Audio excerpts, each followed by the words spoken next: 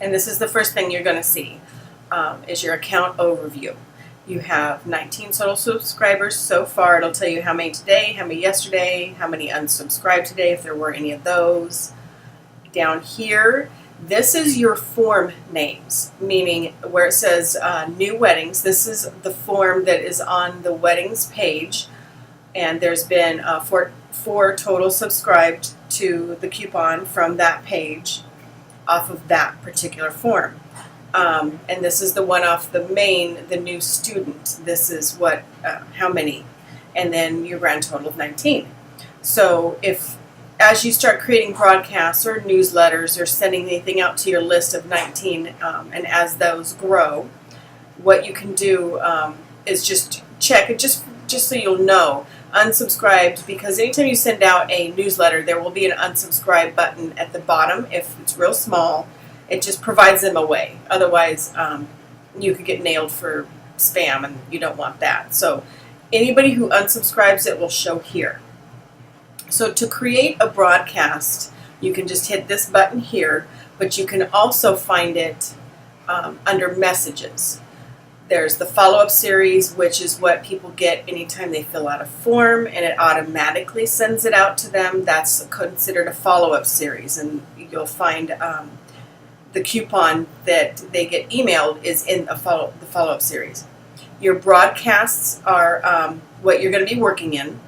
A blog broadcast is where you can actually tie Awebber to your WordPress website so that anytime you created a post, you could have that automatically go out to your list. So that right now is not a feature you're using, but that's what that would be for.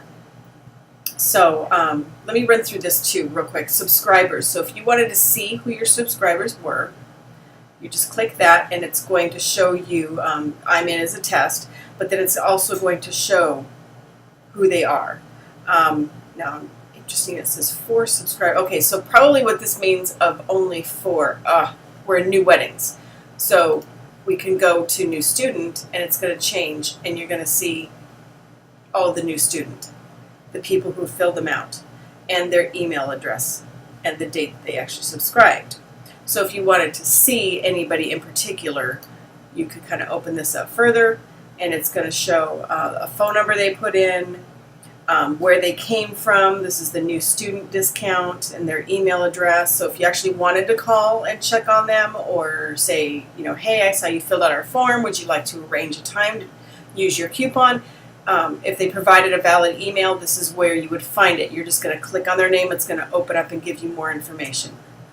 It's also going to show you when the follow-up was sent, what the title of it was, that she opened it on this date, and she opened it again here, and then she clicked and went back to your website, because I believe there's a link on that email to go back to the website. So she went from the email and went back and visited your website again.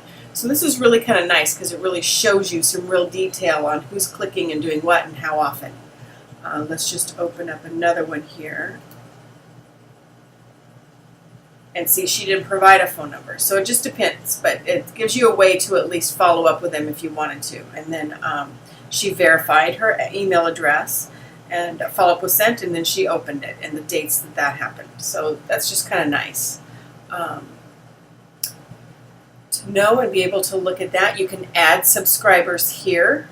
So if you have a big list that you want to import, you can do that right here. You can add 10 at a time manually, or you can go in and do more than 10. You can import.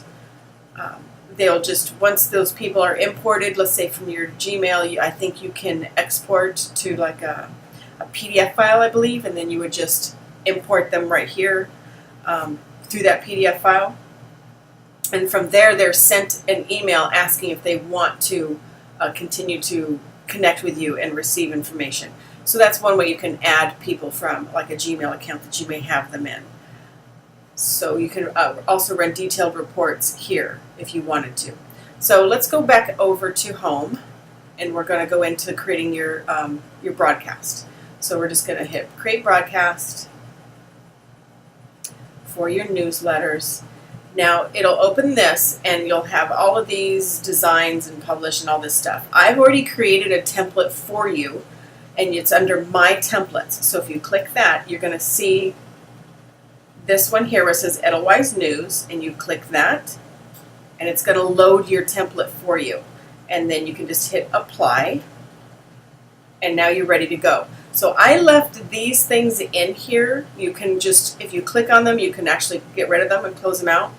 Because depending on what you're writing, I thought you might like the headline is already there and bold, and you would just, double click in it and erase that and put in,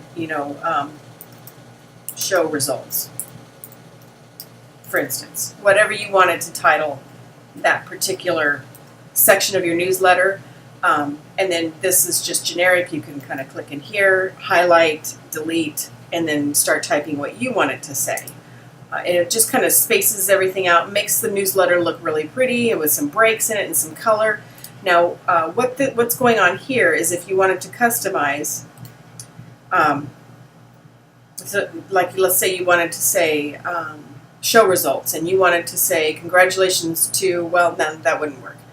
This would be if you want to name the person who's actually the email is going to. Whoever it's being mailed to, you can use their first name, their last name, their email address, any of that. So if you wanted to use their first name in any of that, like your introduction here, like, hello, Melissa, this is our next newsletter for August. You could do that. Or you could just get rid of that altogether and just have it be, news that you're typing in here, however you wanted it to look or say. This is really nice because you can add photos. So you can put, like show results. And you can kind of get rid of this little box here. And then it moves into this. So for instance, you could, if it was show results, you could click on this, come over to edit article image, and then browse your image gallery. That's ones you've already used and they're already in here, or actually ones that they provide for you, because they do provide a whole bunch of images that you can choose from. It is the ones that you've put in. I know somewhere they have some that they provide too, but this is the ones that you've put in, or that I've put in for you. So let's go back. But if you wanted to add a file from your computer, you would just hit add a file. You would select, let's just choose this one. Let's say this was a show results photo. And invalid file type. Well, let me choose the right one. See if I can find the right kind of file here. I have one saved.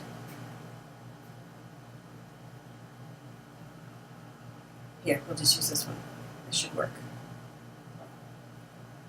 Processing image there. I mean, if it was a bigger picture, it would put, fill it up more, but you can actually kind of drag this and make it bigger. It may distort a little bit. So it's really kind of a neat feature because you can do, like I said, show results, their picture, and then you could name their name would be in bold, and then you could kind of type about what happened, what results, or anything you wanted. Your sample headline, make sure you change this. A lot of people will forget that this is even here. You can put September newsletter, or whatever you want to put in here, or results from Desert Classic, or anything you wanted in here. But make sure that you don't forget that that's there, because you don't want your email going out saying that. Along with up here, let me bounce back up here because I don't want to forget this.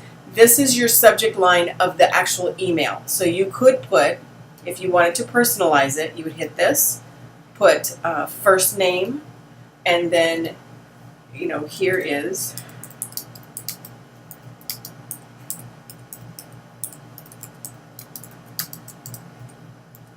for instance. So this would say, Melissa, here's our newsletter for August, however you wanted it to say, but this would be the actual subject line of the email to them. Don't forget that part either, because that's what's going to make them want to open the email in the first place, and you don't want it to say, insert your subject line here. We've made that mistake in the past too. So don't forget that one or this one. But these are really pretty self-explanatory, and it's really, really easy to use. The read more button, I believe you could get rid of, if I'm not mistaken. You could leave this part. You may want to mess with that box a little bit. What that's about is, and you would enter it here, If you had more of a full article about show results or anything else going on, and all of the information was on your website, you would hit the read more, and you would put in the URL for that page on your website. So if you've got the read more boxes, you want to make sure they're either going to something or you want to get rid of that altogether. So if I got rid of it altogether, see, okay, so let's just assume we're going to start from scratch. We have an introduction and then show results. If you wanted to add an image, you just grab it and you drag it right underneath there. And see here, now it's in the middle. So if you click it, you can go left and it's going to shove it over here. You add your image, and then I believe, if I'm not mistaken, you have to add article. Oh, save. Save that. Paragraph, not article. So you want to grab paragraph and come down here. Let's see if I can stick this inside. There's got to be a way to put that inside. They've changed things around a little bit, so it's a little different than what I'm used to. Divider, headline.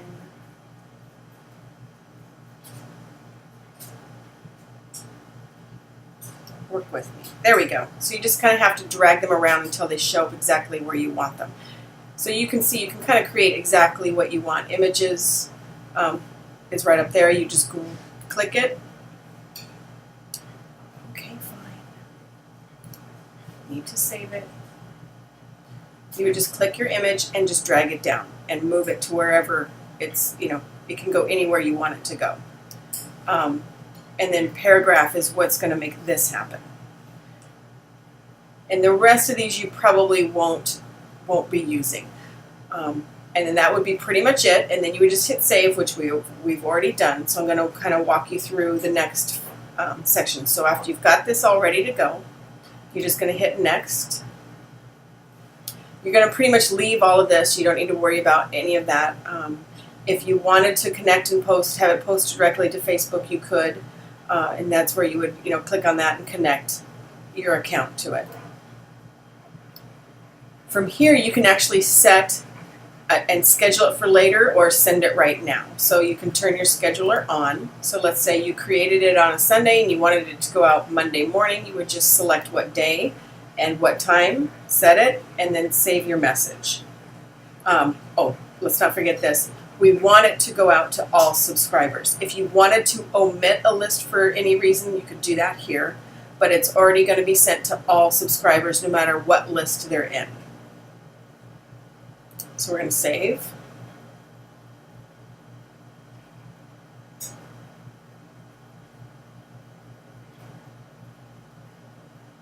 Okay, so your message has been saved. Now I've been messing around in here, so there's a couple. This is your scheduled that we just made. So I'll go in and I'll delete this later so that it won't get actually sent out.